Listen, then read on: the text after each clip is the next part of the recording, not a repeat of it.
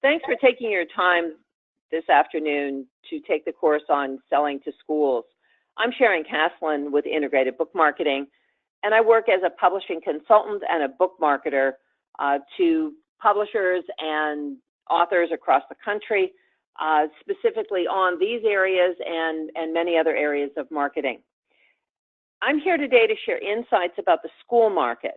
My efforts are to be very specific for you, to give you hands-on information that you can use for your book.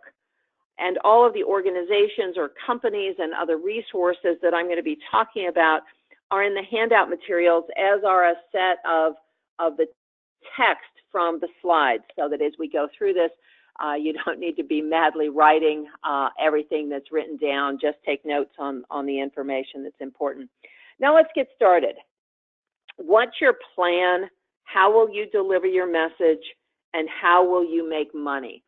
Those are the three areas that we're going to be focusing on throughout talking about the school market. And those will become clear as we go through. Why sell to schools? It's really an untapped market for many people. They do a lot of other marketing to consumers, general public, but the school market really becomes important because you can make more money. There's higher profits available, especially when you're selling direct in many situations. And there are limited returns because you are selling direct. Even if you're going through wholesalers, in this case, the schools want the books, the school libraries want the books, or the college, and so they're ordering for a specific purpose, and the returns are limited. Why don't we often sell to schools? For a lot of people, and maybe some of you that are taking this course, it just seems to be too confusing, too many moving parts, and you don't know sort of how to get them in a row, or it's too hard because you don't know some of the key pieces that we're talking about today. It seems sort of an unsurmountable task, and it takes too much time. Well, it does take time. It takes lots of follow-up, but the rewards can be very good. The others are not sure if their book is right, and that's something key we're going to be talking about today, because it does need to be the right book, and you need to be willing to do some of the things that are important going through the process. When we're talking about school segments, regardless of how we're going after them, we're talking about preschool, elementary school, middle schools or junior high, high schools, and college and universities.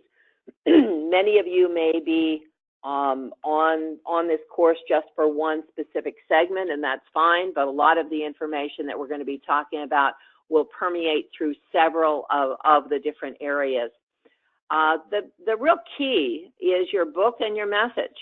You need to make sure that it's the right book for the right group and with a message that will become important to them, and it will be something that what's in it for them, what are they going to be able to get out of it. For example, I work with a number of books that go into the elementary school market, and I have authors going in and doing school visits or doing libraries, but we focus on the value and what they can do with it. So it becomes very important that you know what your message is. So we're going to be talking about this book and message throughout the presentation today. But do be thinking about your books and what message are you going to deliver? What's in it for the student or the teacher, or in whatever level. Now let's get into the nitty-gritty. How do you reach your school segments? The three things we're going to be talking about today are school visits, school libraries, and then the college and university market for course adoption or suggested reading. So those are the three. And again, you might be interested in coming to this course with just one of them, but I hope that you will then see that there may be multiple ways that you can go into the school market. In terms of school visits, critically important in your preparation process. I spoke just a moment ago briefly about the message. What's really important before you start going after schools is to know what you're saying to them. If you're going to an elementary school, you're certainly, you can't be prepared just to go and read the book and ask the kids a few questions. You need to know what's the message. Is it a life lesson type message? Is it something that they're going to learn how to deal with a difficult situation? Are they going to learn how to be better friends? What is the message of the book? I have a woman with a book called Mateo and the Gift of Presence, and she's a scientist, and this happens to go to middle school, but it's a fantasy sci-fi book, but it's got a lot of fun science in it, so she's bringing that to the market. An elementary school visit counselor does Good People Everywhere, and she reads through the book, but then she delivers in some creative ways that message of there's a lot of good in the world, even in times of difficulty. What you need to do is find out what that message is for your book, and then how are you going to present it to school assemblies and to classroom visits? Because oftentimes when you're going into a school, they want you to do the overall work with the classroom, the overall presentation to a school assembly in a creative, fun way. But then they also want you to come in to the classroom, and some of that may be, what's it like to be an author and how did you get started? But in some other cases, there might be some more specific elements. The Mateo and the Gift of Presence, they're doing a lot of work with some scientific types of things. She's a forensic scientist. So you need to work with what works for you, what works for your book, and then the audience you're speaking to, whether it be elementary school, middle school, or high school. And then that needs to go down in written form. It's important that you have a one sheet that you use to promote that gives that key information about what is your topic, what information are you going to convey, and what is the student going to come away with? What are they going to get out of it? And then you want some information about actually how you do this. What creative ways do you use? Do you read excerpts? Do you have for the older kids, do you have some sort of PowerPoint presentation? Or for the younger kids, do you bring puppets in? And there's all sorts of different ways. But you need to be clear about what you're going to do for your book.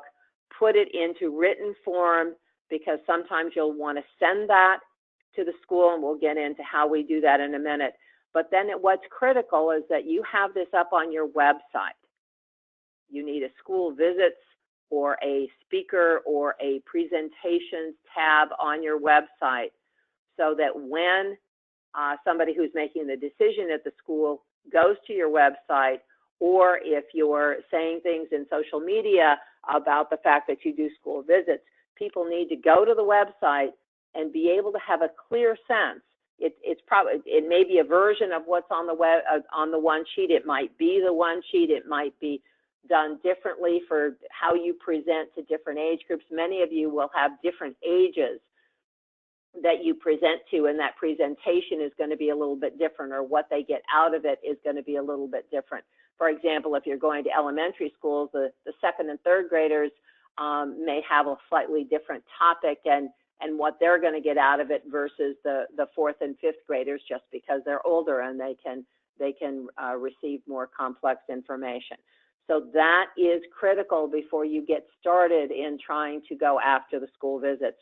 And the reason I say a 30-second verbal opening pitch is every once in a while you're going to get actually connected unexpectedly sometimes with the person that's going to make the decision, and you want to be able to have that quick pitch to get them interested and excited about what you're doing. So all of these need to be done before you even begin connecting with teachers or schools. Now, what I also encourage you to do is to actually run this by some teachers that you might know, or maybe you've been at an IBPA conference or another publishing university or a writers group or a publishers group or whatever. but try to find contacts, or maybe there's schools in your areas, but the age group that you're targeting, connect in with some of those teachers and talk about what you want to do, just to get feedback from them to make sure that it addresses their needs as a school or their age group, because sometimes you think you're doing it right, but you're actually targeting it over their head or not quite up to their level. So they can be a wonderful resource for you, and would encourage you to do that, because otherwise you may be trying to get school visits with information that doesn't quite hit. So let's make sure we hit your mark. Getting the commitment. First of all, you've already done all the preparation. You have those materials. It's on your website. And the first one, I say personal contacts of personal contacts. It's a word of mouth in a lot of ways, where you have interest by some teachers, but they know other teachers. So having that personal connection goes a long way. It helps you rise to the top of the stack of many, many people that are trying to do school visits at any level. So develop those first and work those contacts first. But you also want to develop the list of schools that you want to go after. Many people start by their own geographic area or someplace where you can drive to without having to incur overnight costs and things like that. You're much more profitable if you don't. So start in that arena, and then you call a school. Find out who the decision maker is. That's the key. Sometimes it's the principal. Sometimes it's the school librarian. Sometimes it's the person that answers the phone. Sometimes it's the head of the parent-teacher organization. The reason that 30-second pitch is so important is when you call the school, sometimes the woman or man who's answering the phone will say, "Oh, just a minute, that's Shirley," and you get switched over immediately to that person that's going to want to say, "So what would you bring to the school?" And you want that quick bit of information. It doesn't happen that often, but I want to prepare you that it can sometimes.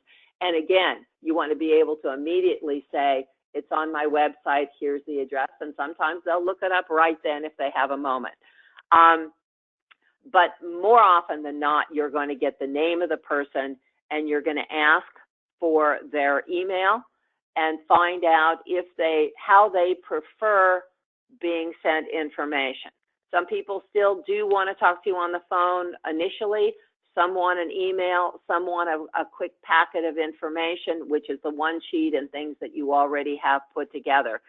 But you want to, just because you do better on the phone or you do better on the email, you want to respond to that decision maker in the way that they best like to be communicated with. And if you can find out if they have just a flowing setting up of school visits, but sometimes they say, we set up our school visits for fall in August and September, or we wait until January for spring, and some, they do it in spring for the fall. So get a sense of what they do. And then however you have found that information, you're going to start pitching. You're going to send the email, you're going to make the phone call, you're going to send the packet, and you always have to put your best foot forward. You want your pitch letters or your emails to be free of any sort of grammatical or punctuation errors. You want to be tight in your writing. You want to be creative. I don't mean over the top, but you don't want to start it, "Hello, my name is, and I want to come to your school." And always, if you can, get permission to follow up. If you've had an initial email or phone conversation and they've given you whatever information they have about how they want information presented, and then always get permission. May I follow up with you in 2 months? Or you've indicated that you're you're making decisions, or you're starting to look at materials in September, may I call you at the end of the month? And then I always do an email response, thank you for your time on the phone, or thank you for your initial response. I appreciate the opportunity to call you back or respond to you again in September to see how, at the end of September, to see how it's going. So that keeps that trail. You keep, and then make sure that if you said you're going to follow up, that you do, because sometimes just those that do that follow-up will get the attention.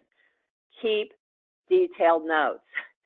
And when you're going through a lot of lists, it can get really kind of cumbersome as to who you called and who you talked to. And so however you want to take notes, whether it's a pad of paper, whether it's a spreadsheet or something in between, make sure you have notes, because after you've done a lot of connections and a lot of schools, it's really hard to keep them clear. And of course, you're, in addition to all the schools, you're doing other promotion for your book.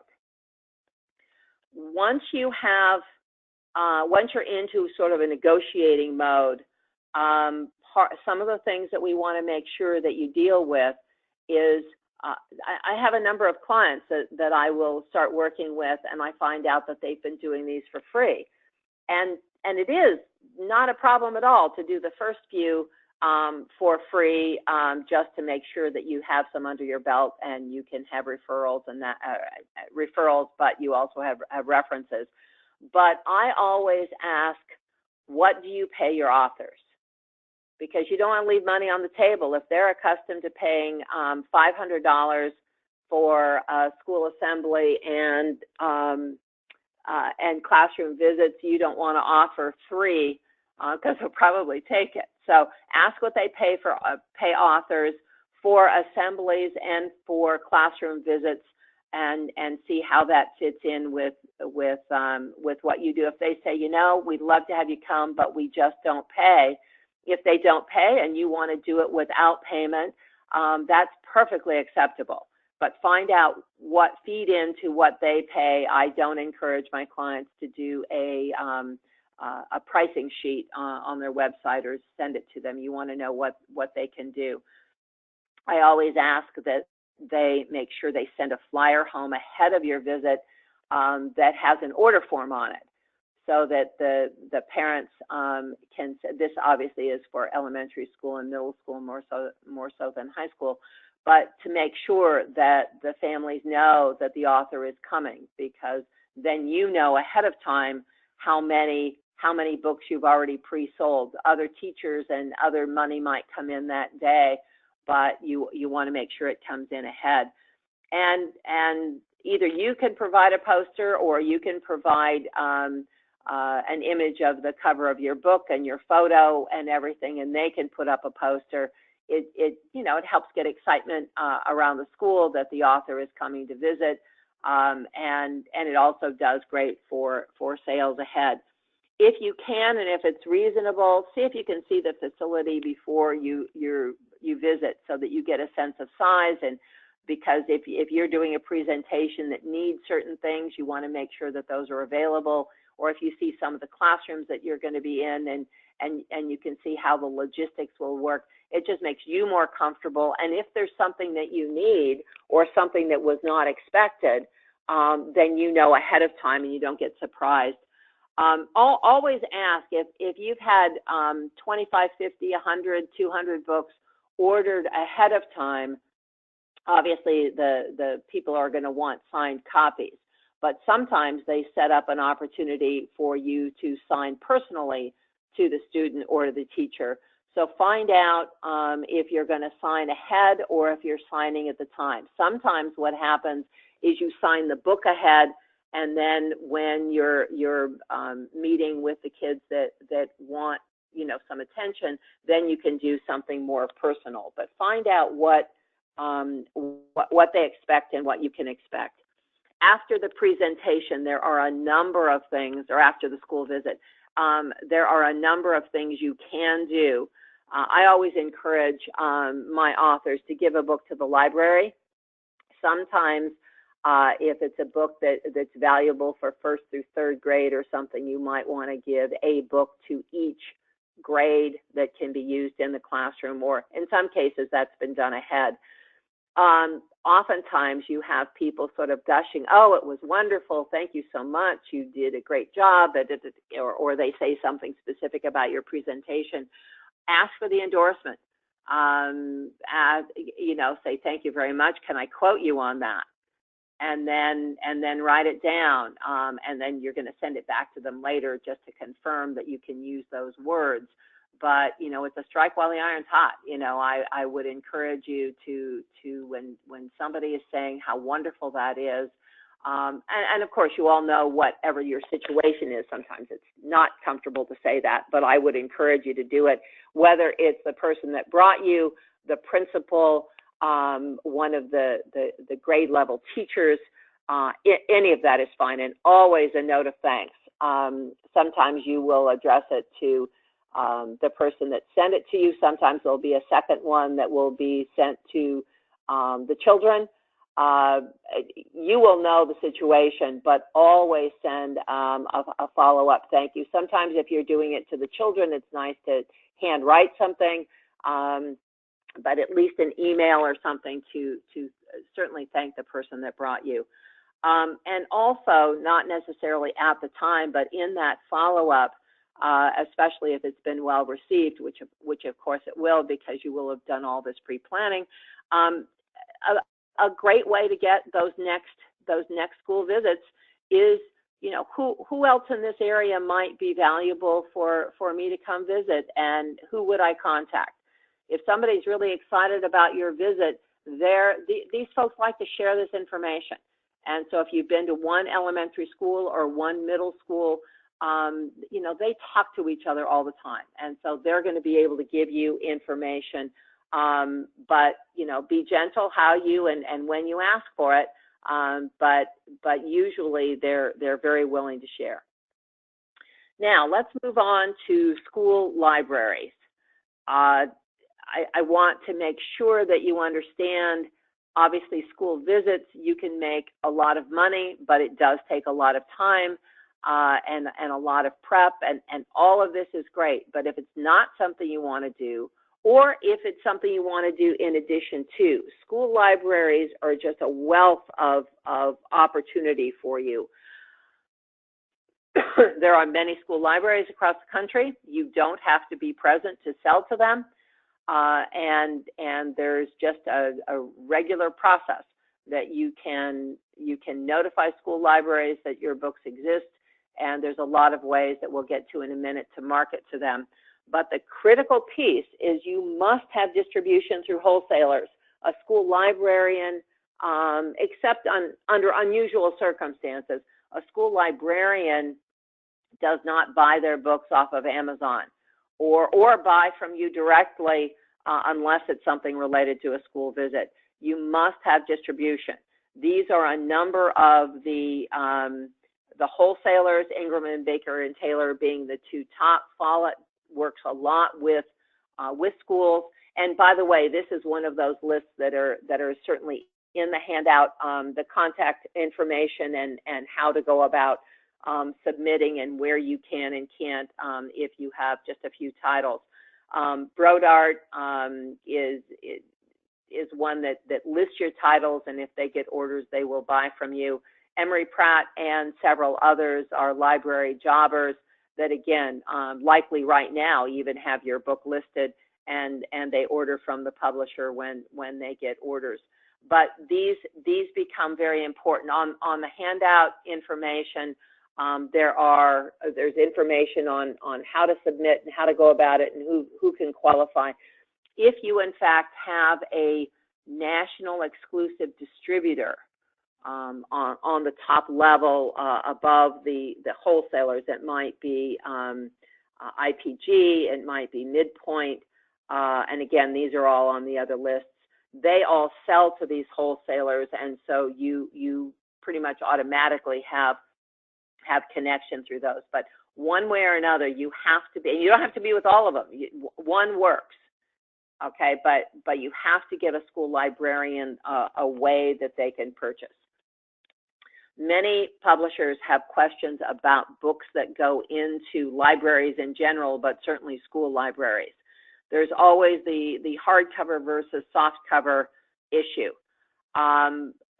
Used to be that a librarian only wanted a hardcover book, and that's not the case these days. They oftentimes prefer hardcover for children's picture books still, but they may still pick up a soft cover. Part of the issue is the finances. They're more apt to take a chance on a publisher or a book that they don't know or don't know as well if it's in soft cover, because the price point is less and they still get their discount. So don't shy away from soft cover, and especially when you get into books that are appropriate for middle schools or the young reader books. Check out in your local Barnes & Noble or your independent bookstore or your local library, and take a look at how the books are put together and what kind of binding they have for the book the genre of your book. And I think you'll find that certainly in libraries the soft cover is very often used. There's something called a CIP data block. There's a sample of that on the handout, and there's also a couple of companies that will do this for you. This is a block of information that librarians need, and it always goes at the bottom of the copyright page.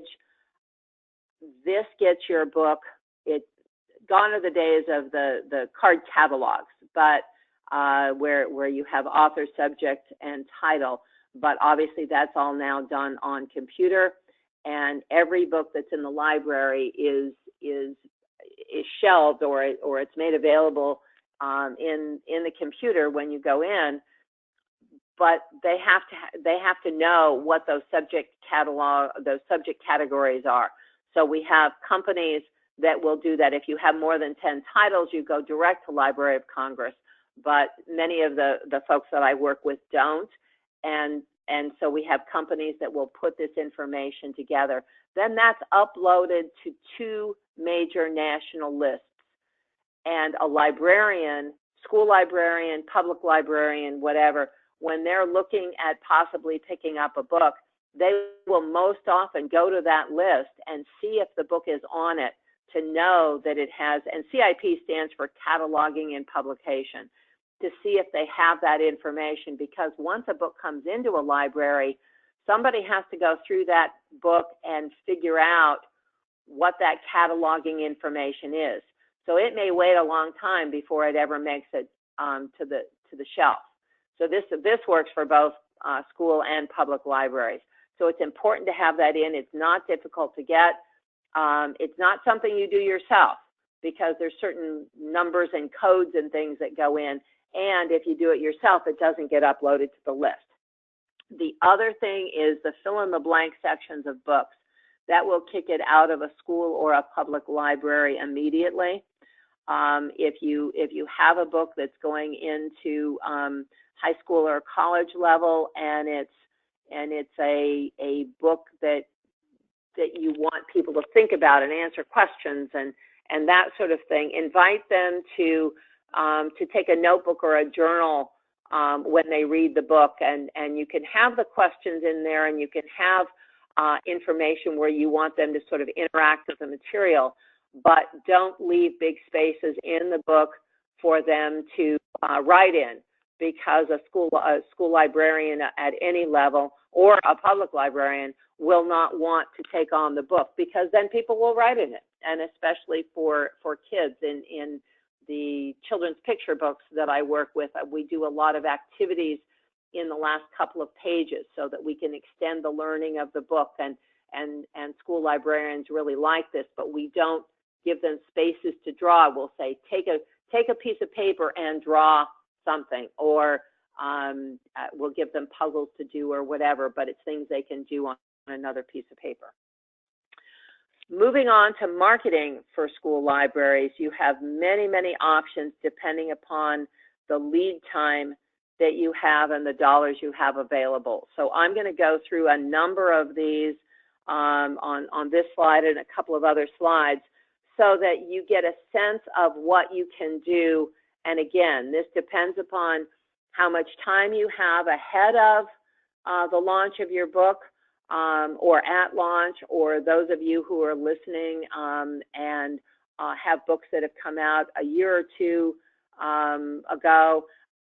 You have a lot of information you can use. What you can use depends upon that timing, but there's plenty to take a look at here. If you're still in pre-launch mode, you've put the book together, but you have not hit your pub date, you can go after what's called industry review journals. And again, this works for public libraries also. And again, on the handouts, there are a list of these of particular value for the schools. Is going to be School Library Journal. Book List has a children's section, and then you also, there's Horn, and there's a couple of others that do a lot with children's books or the books for schools. Anyway, so but you have to have a galley to them or an advanced reader copy 3 to 4 months before pub date. So these are only valued, they're very, very helpful in terms of sales, because there's a lot of librarians, schools, and public that just order books based on the reviews, and if it wasn't reviewed in any of these journals, they may not pick it up. That's sort of the reality that we have. But so if you can do this ahead of time, and I know with our high-tech processes for POD and things, sometimes people just put the pub date right after they've got the books finished, and that's fine, but that doesn't allow you to do industry review journals. So when you can do those ahead, that's very, very valuable. And again, on the handout is some contact information and what they require. Most of these that I just mentioned require 2 galleys apiece. NetGalley is a great way to get some early buzz going on books for the library, and especially the school library market, and for educators. NetGalley is a program. You can get into it with discounts through the IBPA organization, Independent Book Publishers Association. But NetGalley is a company by itself that you can send your EPUB. Your book has to be converted to an ebook, whether it be fixed format for children's books or the regular Everflow for the others. NetGalley goes up usually at least a few months or maybe the month before pub date. It can go up right at launch or even a little bit after, but then it gives opportunity, and there are a lot of librarians that subscribe to this. It's primarily for bookstores, librarians, and reviewers, and they can download a book, can't do anything else with it, but they can download it and take a look at and look to see if it's something that they want to bring into their school or into their public library.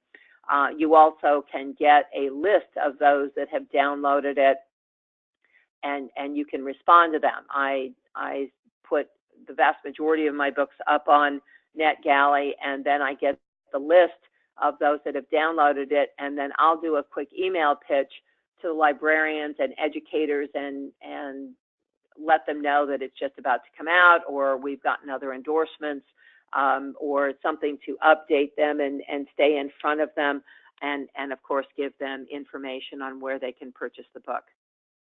When you start looking at marketing out to librarians beyond those first 2, these are great to do at pre-launch for the national trade shows, but oftentimes if it's still within 6 months or so of the launch of the book, these shows are still very valuable. Book Expo and the American Library Association are the 2 national shows, and every state has state library shows, and there are also shows for educators. There's one for school librarians, for example. There are a variety of ways you can display at these shows. Independent Book Publishers Association has a booth at some of these. combined book exhibit is at several of them, and again, you can, all this information is on the handouts. I didn't want to put too much onto these slides. The value of displaying at these shows, the cost is not very great. You do not have to be at the show, but then in most of these, you get a list afterwards of the librarians that came by that booth. And in some cases, you even have whether or not they are decision makers or decision influencers. So when I get those lists, then I do follow up again, you know, hope you had a great show, glad you stopped by the whatever booth it was. Hope you had an opportunity to see then whatever book I'm talking about. And here is a flyer about the other books in the series, or this is a recent librarian quote we got, or the author is traveling in, you know, XYZ states. And in other words, you're getting some follow-up and you're making a connection. So if you can do these pre-launch, that's great, but certainly within launch date to 6 months to a year out, these still all work very, very well to get in front of the school librarians. Ongoing promotion, there with the IBPA organization, they have quarterly e-blasts to schools, and they're doing a great job, a relatively new program where they target the age levels. They have those for college and university, they have those for children in YA, and then they break down for the schools to the elementary schools versus middle and high school. It's a good program. It's not terribly costly, and each one goes out to about 5,000 librarians. Again, you have to have your distribution set up. You have to, you will get lists of people that were interested in your book, and you need to do follow-up. I sort of have a rule here that unless you can do follow-up with something, the initial effort may not be as good as it appears to be. But if you have a mechanism that you're going to get information that you can do follow-up, that becomes particularly valuable.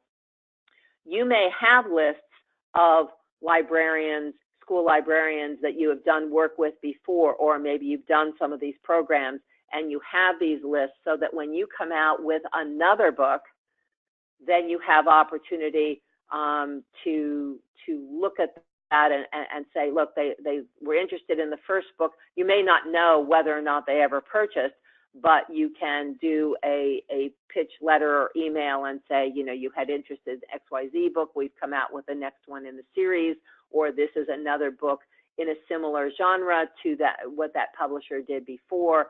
And again, keep letting them know through, you know, nicely designed flyers and sell sheets and where they can go get the book.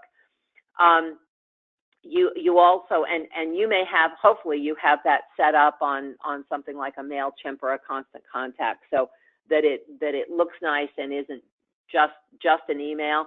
But it may just be an email, but make sure you embed the cover of the book or the photo.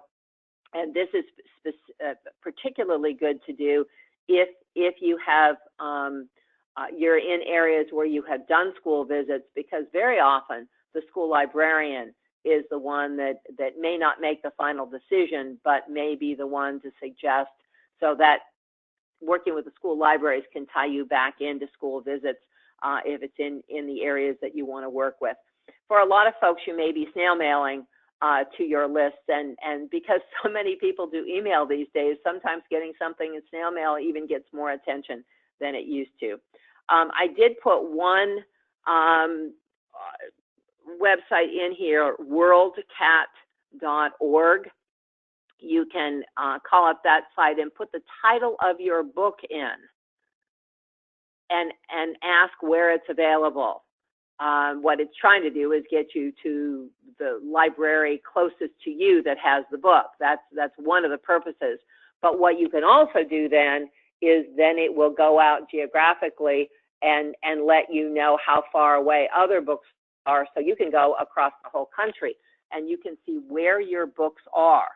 What I do with that is when I have a second book by an author, or a second book in a series, or a third or a fourth, I will look up these titles and see who is currently carrying, and I will pull that into either a snail mail or an email group, and pitch to them and say, you currently have, Princess Cupcake Jones and the Missing Tutu, and now we're coming out with Princess Cupcake Jones Saddles Up. Happens to be a group of books that I work with. And we've been doing that on a regular basis, because if they have one book, maybe they didn't see it at the show or didn't get any other information, or maybe that one didn't make an industry review journal. But if they've got one and they see that it's been checked out a lot, then they usually want to buy more. The word follow-up, as I said, in working with school visits, with school libraries, you'll always hear me say following up is important. It may feel like it's the tough part to do because, well, they already know about it. Well, it takes many impressions to have it stick. And sometimes librarians, unlike some other groups, they tuck things away to order later, or to order if they see a greater interest, or they want to order it for fall or whatever. So if you have ways that you can remind people that they know something about the book or that they've seen the book, it's well worth the time and the postage or the work of the computer. Now let's move into college and university. I'm talking now very specifically about course adoption or recommended reading for classes. A lot of the school library information, obviously you see where that works a lot at the college and university level too. When you have books shown at some of these shows, a huge number of school librarians that come through are for the college and university. So all of that isn't just elementary school, but it works across the board. But when we're talking about course adoption or recommended reading, we're drilling down deep to those specific courses where your book fits. So the first thing you need to do is, if you're at this level, you need to make sure that the content is something that's going to be of value to a particular or several particular courses on the college or university campus. And how you do that is you work with some professors that teach those courses, or you connect with them, you do some work ahead, and you make sure that it does work. Maybe you talk with those particular college professors, or again, it's the personal contacts of the personal contacts. Who do you know that might know somebody who actually teaches that type of course, or in that department, or get some response. Now, hopefully, if you're going after this market, you already have a college professor who has endorsed it, or maybe you are the college professor and you know it would work in your course. So what other, or in a colleague's course, even if it's not something that you teach, and then who at that level do you know? Do that to start.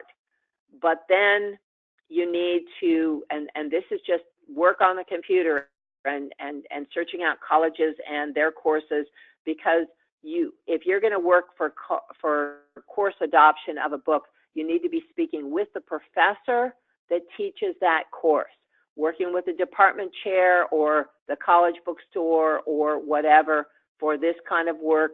It doesn't get you where you want to go. You need to work with the professor. So that's the first, usually rather large project, is that you need to find the list of courses and the professors that teach them, and then get their emails or snail mail addresses. We can do this both ways. So that's first and foremost. Get some endorsements or get some thought that this is going to work in those courses, and then the list of courses and the professors. So that's that whole first part. Then the next steps is you're going to develop an e-pitch or a pitch letter if you're doing snail mail and this is just very tight writing. What is it that's in this book that may be unique? How does it fit? what are the readers going to get out of it. You know, the course covers this kind of material. This is what, because I mean, you want this as course adoption, meaning a textbook or a supplemental textbook to the course. So that becomes very important in how you want to say that, and you don't go on and on. It's just it's a quick. They need to get it right away.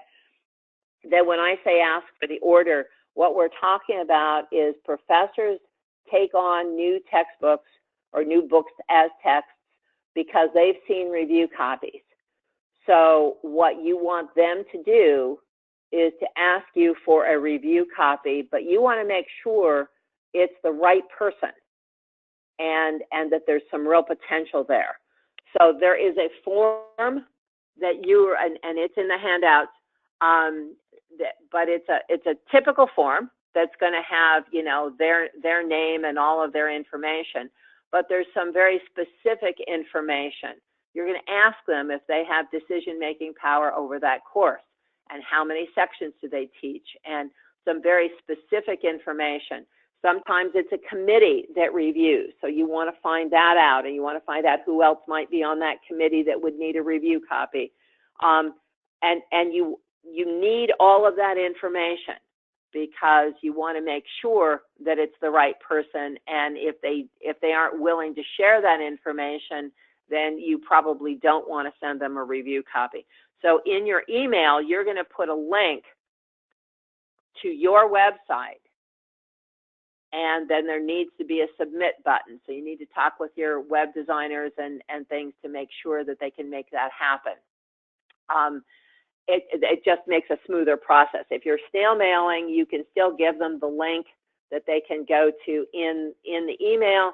I mean, sorry, in the snail mail, but you also then might give them a printed form. But they're much more likely to fill something out online and submit it than they are to fill it out in snail mail. But both do work in many occasions. So then, when you get that submitted form, and it is in fact, you know, it follows the checklist of everything that you need from them, then you will send them a review copy. And you will send a flyer on the book and maybe a page of other endorsements and anything that's germane to helping them make a decision. What we usually do is we see who has responded, and then, you know, we'll pull those off the list, and then we'll resend in a month, and then in the next month. Sometimes you need to hit them multiple times. You know, they might respond back and say, you know, look, this isn't for me, or this doesn't work for us, or whatever. That's fine. But you can't just expect to send it out once and have it work. Once you have gone ahead and you've sent it to them, then the next thing that becomes very important is you want to make sure that you've contacted them again to see what, you know, because you'll have all their information at that point. You want to make sure that they that they're taking a look at it, and you know, they're going to get, college professors get a lot of requests for them to review their book for possible adoption, and this is, you know, you've got to be a fan of delayed gratification here, because you know, in the spring and over the summer, professors are looking for books for fall, and they might be looking for books for both fall and spring, or they might wait till fall to look at books for spring. But it takes a while. But the real value in all of this is you have multiple and ongoing sales. If somebody is picking up a book for a course, maybe they teach a couple of sections of it. Maybe there's some place between, you know, 10 and 50 or 100 in their class, and then you multiply that by how many sections do they teach, and how many years are they going to use the book. So once you've made a sale here, it oftentimes um, nets you a lot of books for a long period of time. But of course, there's always other folks sending books in for them to review, and they could always switch. But anyway, it takes a long time, but it's worth the effort, because it, of course, isn't a single sale, or it isn't just a group of 10 or 20 or 50 for one time. They will continue to order the book. And they put the word into, at least most professors, they put the word into their campus bookstore, and the campus bookstore orders the book to get it in for the students. Again, you have to have distribution, because they are not going to buy direct from you. They will not buy direct from the publisher. In this day and age, used to be you just always bought your books from the campus bookstore. Now, of course, you do that, but students will look on Amazon, they'll look on Barnes & Noble, so your sales can expand that way also, because students are looking for the deal that they can get. In terms of your expectations, you have to understand that it is a long process. You keep the campaign going, and you need to follow up. So it can be something that's just always going on in your work, in all of your marketing of your book to a variety of places. You probably will always have this ongoing process of sending information out. And you know, you're certainly not going to have every course in every college across the country at one time. So maybe you're going to start with 100 or 200 professors that you're working with. And of course, once you have adoption of someone, and usually you will have some sort of notification or indication that they are purchasing, because you're going to see the sales coming from that college. But oftentimes they will write an endorsement, which will, of course, will help you in others. You know, when you have a number of colleges picking up your book, and you let then the next time you're pitching to new professors or following up with other professors, and they see that others are using it, that can have that kind of snowball effect. So it's a long process. But it can be very valuable and very lucrative. So in brief summary, in all areas with schools, you need to know where your book fits. You know, the right book and the right message for school visits or school libraries or college adoption. So take a very, very careful look. And I think what you're going to find is you're going to be surprised that it really does fit in a lot of places. Please do the needed preparation for any of these campaigns, whether you're going after school visits or school libraries. All of these things that we talked about that you need to do ahead is really important, or you're going to wind up with a situation where you're not going to be prepared, and either it's not going to go as well as you want, or you're not going to make the sale. Always ask for the endorsement in any circumstance where somebody is very pleased with what you have done, or the response from librarians or in the college market. This is not a time to be shy.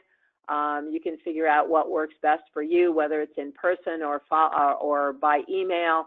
But people are usually very interested and willing to share good news about something that they have found. So it will get easier if it's tough for you right now. And then in all cases, I usually say follow up or forget it, but always be prepared for anything that you send out, to always do follow up. I thank you very much for being a part of this today. You have my email here. You have my website. Please communicate with me if there's other ways I can be helpful. Don't be shy about that. I'm in business to help others and to help others succeed. And again, the handouts will give you a lot of this other detailed information, and let me know if you have questions. Thank you very much.